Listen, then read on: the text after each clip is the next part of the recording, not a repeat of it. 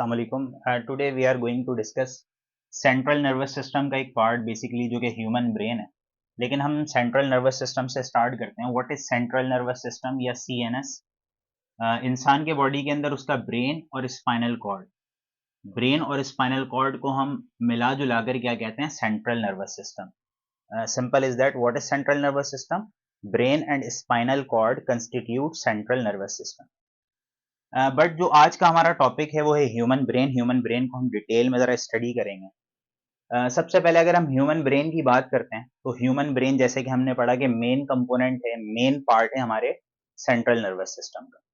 अब अगर हम ब्रेन को ज़रा ऑब्जर्व करते हैं तो ब्रेन जो है ना mostly made up of inter neurons, यानी कि ब्रेन के अंदर जो न्यूरॉन्स मौजूद होते हैं वो ज़्यादातर इंटर न्यूरॉन्स मौजूद होते हैं। जैसे कि हमने पढ़ा है कि न्यूरॉन्स के 3 टाइप्स होते हैं, सेंसरी न्यूरॉन्स, मोटर न्यूरॉन्स और इंटर न्यूरॉन्स। तो ब्रेन में याद रखिएगा कि इंटर न्यूरॉन्स ज़्यादातर मौजूद होते हैं। नाउ अगर हम एवरेज वेट की बात करते हैं, हमारे ह्यूमन ब्रेन का जो एवरेज वेट होता है ना वो 1.4 केजी होता है या 3 पाउंड्स होता है। अक्सर पेपर में एमसीक्यूज पूछ लेता है कि what is the average weight of human brain, तो 1.4 केजी याद रखिएगा या 3 पाउंड्स के इक्वल होता है।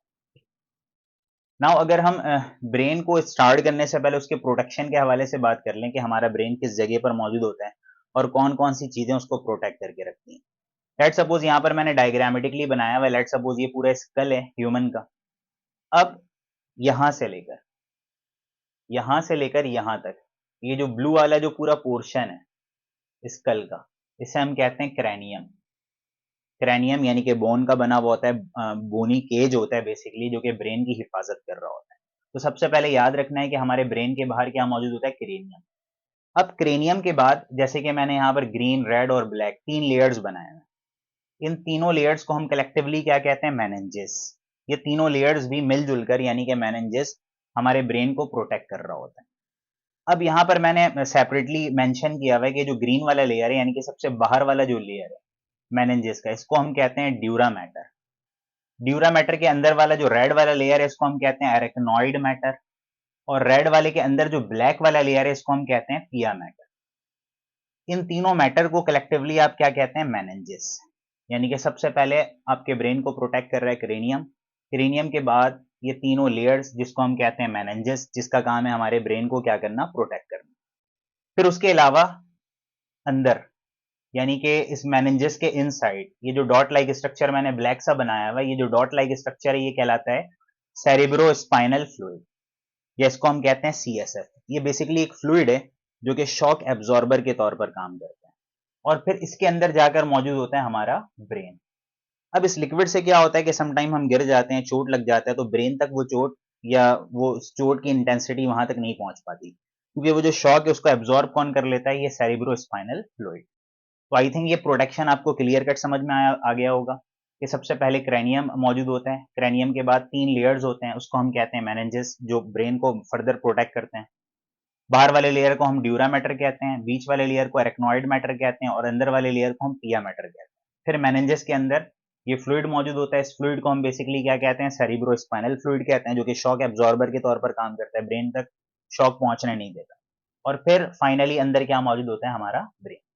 नाउ अब हम स्टार्ट करते हैं ब्रेन के पार्ट्स। अगर हम ब्रेन के पार्ट्स की बात करते हैं तो ह्यूमन ब्रेन को 3 पार्ट्स में बेसिकली डिवाइड किया गया, जिसमें से एक को हम कहते हैं फोर ब्रेन, नंबर 2 को हम कहते हैं मिड ब्रेन, और नंबर 3 को हम कहते हैं हेड ब्रेन। तो ब्रेन के कितने पार्ट्स हो गए? 3 पार्ट्स। अब इन तीनों में से भी याद रखिएगा कि फोर ब्रेन ब्रेन का लार्जेस्ट पार्ट होता है। तो ये आपसे पेपर में एमसीक्यूज पूछ लेता है कि which one of the following is the largest part of human brain, तो आप किस पे टिक लगाएंगे? Fore brain. फोर ब्रेन हमारे ब्रेन का लार्जेस्ट पार्ट होता है। जैसे कि अगर हम डायग्राम में देखते हैं तो ये वाला जो ये पूरा हिस्सा है ना, ये यहाँ से लेकर ये पूरा यहाँ तक, ये पूरा हिस्सा क्या है? Fore brain. तो सबसे बड़ा पोर्शन है ब्रेन का, जब भी हम कह रहे हैं फोर ब्रेन क्या है? लार्जेस्ट पोर्शन है, लार्जेस्ट पार्ट है हमारे ब्रेन का। नाउ देखें, अगर हम फोर ब्रेन की बात करते हैं ना, तो फोर ब्रेन को फर्दर 2 पार्ट में डिवाइड किया गया। एक को हम कहते हैं टेलेंसेफेलॉन और एक को हम कहते हैं डाइनसेफेलॉन। ठीक है।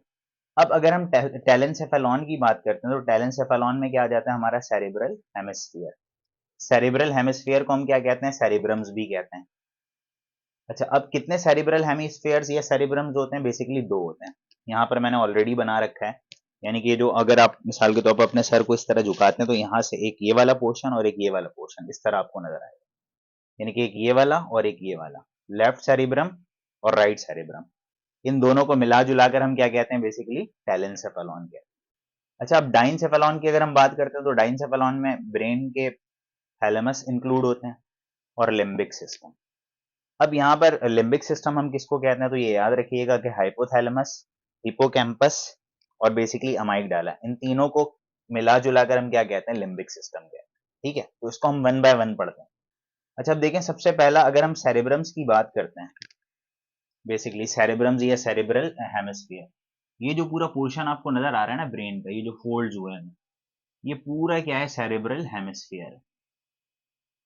अब सेरिब्रल हेमिस्फीयर के दो पार्ट होते हैं बेसिकली, यहाँ पर मैंने ऑलरेडी बना रखा है। अब यहाँ पर आप देख रहे हैं, यहाँ पर मैंने लाइनें लगाई हैं। ये जो आउटर रीजन होता है ना इसका, जहां पर मैंने लाइनें लगाई हैं, ये ग्रे कलर का होता है और अंदर से ये व्हाइट कलर का होता है। यहाँ पर देखें मैंने लाइनें नहीं लगाई। तो बाहर वाला जो ग्रे मैटर है ना, यानी कि ग्रे कलर का, उसको हम कहते हैं सेरिब्रल कॉर्टेक्स। और बेसिकली अंदर वाला जो व्हाइट मैटर है ना, उसे हम क्या कहते हैं, बेसिकली वो व्हाइट मैटर ही कहलाता है, इनर व्हाइट मैटर कहलाता है। अच्छा, अब ये याद रखिएगा कि टेलेंसेफेलॉन के अंदर दो सेरिब्रल हेमिस्फीयर्स आ गए।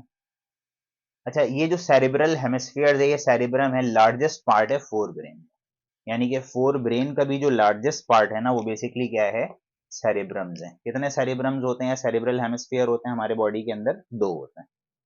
अच्छा, अब जिसमें से सेरिब्रल कॉर्टेक्स, ये जो आउटर ग्रे मैटर है, ऑलरेडी मैंने बता दिया, ये जो आउटर वाला ग्रे मैटर है बेसिकली, इसके अंदर 10 टू 50 बिलियन न्यूरॉन्स होते हैं, 10 टू 50 बिलियन न्यूरॉन्स होते हैं। और ये seat of all conscious activity, हमारे बॉडी के अंदर जितनी भी कॉन्शियस एक्टिविटी है उसको कंट्रोल बेसिकली कौन कर रहा है, सेरिब्रल कॉर्टेक्स कर रहा है। कॉन्शियस एक्टिविटी का मतलब जो हम होश में हैं, जो भी चीजें समझ रहे हैं, पहचान रहे हैं।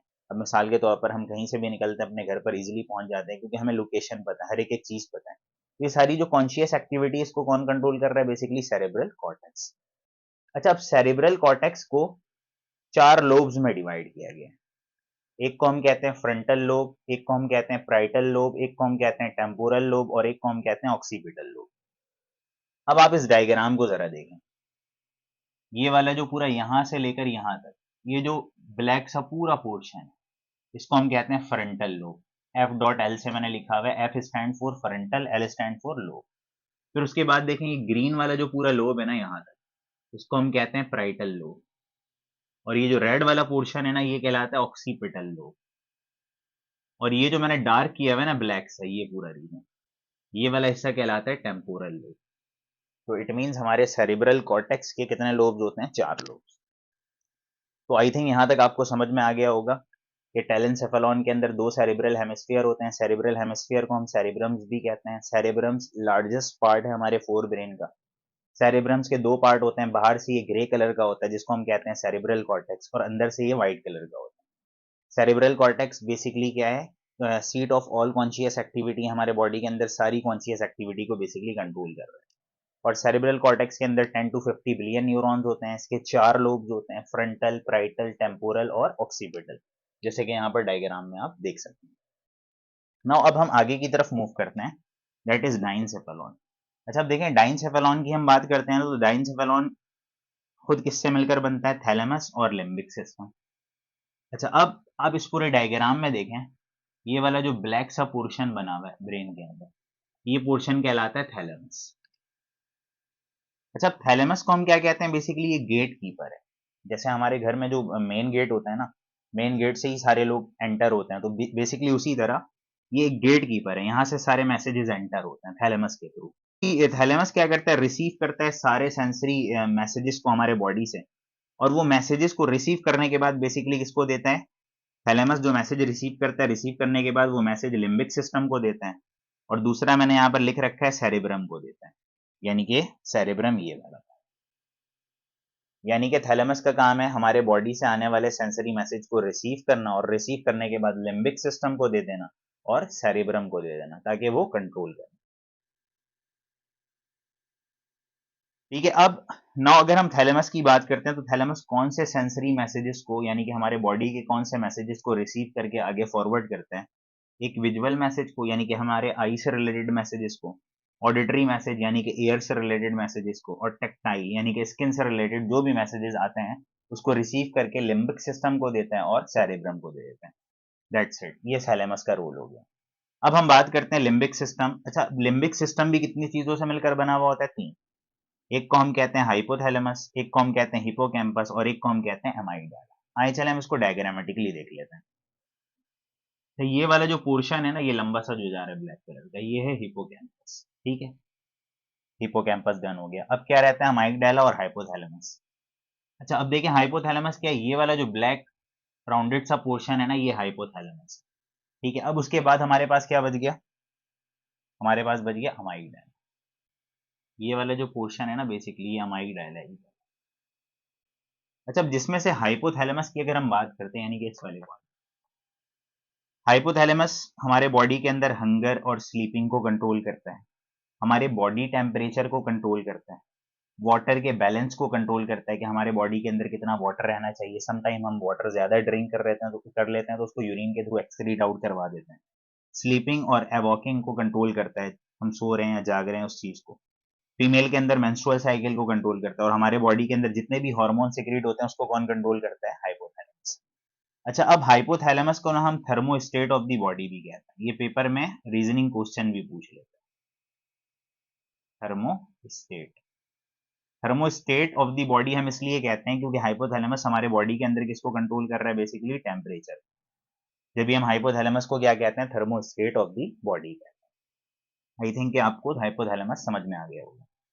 नाउ अगर हम हिपोकैम्पस की तरफ मूव करते हैं, अब आप जानते हैं कि ये वाला जो पोर्शन है ये पूरा क्या है? हिपोकैम्पस। हिपोकैम्पस का काम होता है हमारे बॉडी के अंदर लॉन्ग टर्म मेमोरी को स्टोर करना। यानी कि हमारे बॉडी के अंदर ऐसी मेमोरी जो लॉन्ग टर्म के लिए सेव हो रही है, वो कहाँ पर सेव होती है? जाके हिपोकैम्पस में। यानी कि बहुत सारी चीजें आपको बचपन की भी याद रहती हैं, तो इसलिए याद रहती हैं कि वो जाकर सेव या स्टोर कहाँ पर हो गई है? हिपोकैम्पस में। ठीक है, तो हिपोकैम्पस का काम होता है लॉन्ग टर्म मेमोरी को स्टोर करना, और ये लर्निंग पर्पस के लिए हमारी बॉडी जो है यूज कर रही होती है। नाउ अगर हम थर्ड पार्ट की तरफ मूव करते हैं, अमाइगडाला। अच्छा, अब अमाइगडाला हमारे बॉडी के अंदर कौन से मैसेजेस को कंट्रोल करता है? हमारे बॉडी के अंदर पनिशमेंट, फेयर, प्लेजर और हैप्पीनेस और सेक्सुअल अराउजल को कंट्रोल करता है। ये सारे मैसेजेस को कंट्रोल करना बेसिकली किसका काम है? अमाइगडाला का। तो ये हमारा डाइनसेफेलॉन भी पूरा कवर हो गया। नाउ अब हम ब्रेन के सेकंड पार्ट की तरफ मूव करते हैं, दैट इज मिड ब्रेन। अच्छा, आप अंदाजा लगा सकते हैं कि ये वाला जो इतना सा रीजन है ना, जिसको मैंने यहाँ पर बना के रखा है, ये इतना सा हिस्सा क्या है? Mid brain.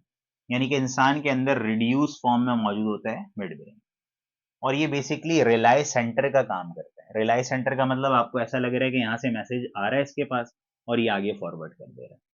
तो रिलाई सेंटर हम इसको क्यों कह रहे हैं? क्योंकि ये मैसेज रिसीव करके आगे क्या करता है? फॉरवर्ड करता है ये। अच्छा, अब कौन कौन से मैसेजेस के लिए रिलाई सेंटर के तौर पर काम करता है? एक ऑडिटरी, ऑडिटरी का मतलब एयर से रिलेटेड जो भी मैसेजेस आ रहे हैं, और रिफ्लेक्सेस ऑफ आई यानी कि आई से रिलेटेड जो भी मैसेजेस आ रहे हैं उसको रिसीव करके आगे पहुंचाने का काम करता है। अच्छा, अब अगर मिड ब्रेन की हम बात करते हैं, यहाँ पर लाइनें मैंने लगाई हुई, इसको हम कहते हैं रेटिक्यूलर स्ट्रक्चर। अब ये बेसिकली मिड ब्रेन के अंदर रेटिक्यूलर स्ट्रक्चर मौजूद होता है। रेटिक्यूलर स्ट्रक्चर का काम बेसिकली क्या होता है कि ये डिसाइड करता है कि कौन से मैसेज को इग्नोर करना है और कौन से मैसेज को रिस्पॉन्ड करना है। मिसाल के तौर पर कि अगर आप बात भी कर रहे होते हैं, मिसाल के तौर पर आप बैठे हैं, आपके सराउंडिंग में बहुत सारी आवाज भी घूम रही है, आप नॉइस बहुत ज्यादा मौजूद है, लेकिन आपकी फोकस उधर नहीं होती क्योंकि ब्रेन को पता है कि उसके ऊपर रिस्पॉन्ड नहीं कर रहा है। एट अ टाइम आप बैठकर अपने दोस्तों यारों के साथ जो भी बात कर रहे होते हैं, ब्रेन उसको फोकस कर रहा होता है। यानी कि आपका जो हिंड ब्रेन है, कहाँ रिस्पॉन्ड करना है कहाँ इग्नोर करना है, इसको डिसाइड कर रहा है बेसिकली। तो ये बेसिकली ओवरऑल क्या हो गया? हमारा मिड ब्रेन।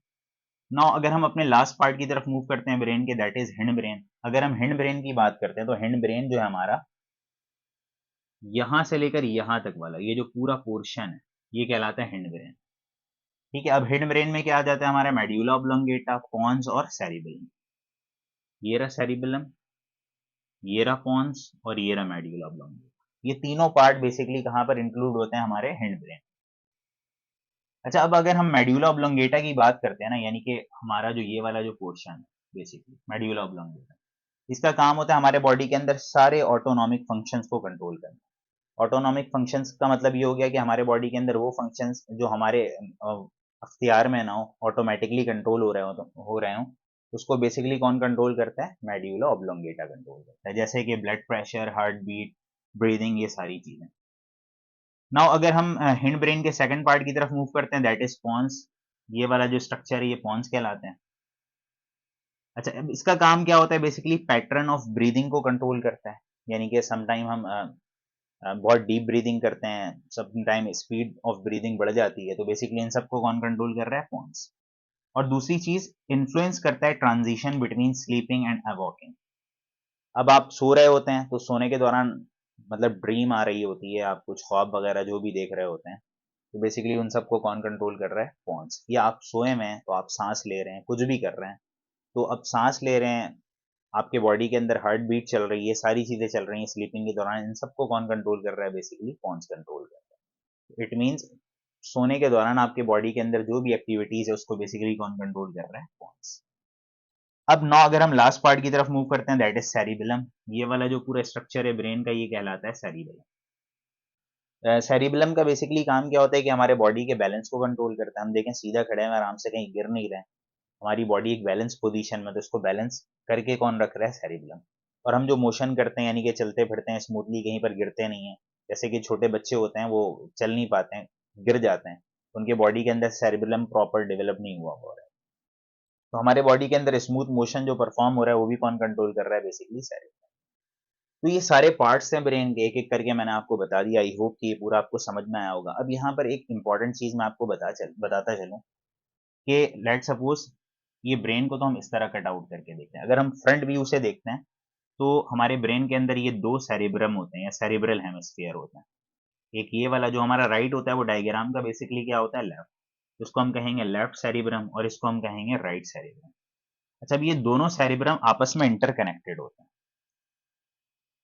इंटर कनेक्टेड होते हैं एक स्ट्रक्चर से जिसको हम कहते हैं कॉर्पस कैलूसम। ये जो बेसिकली रेड वाला जो स्ट्रक्चर है ना, ये कॉर्पस कैलूसम ही है।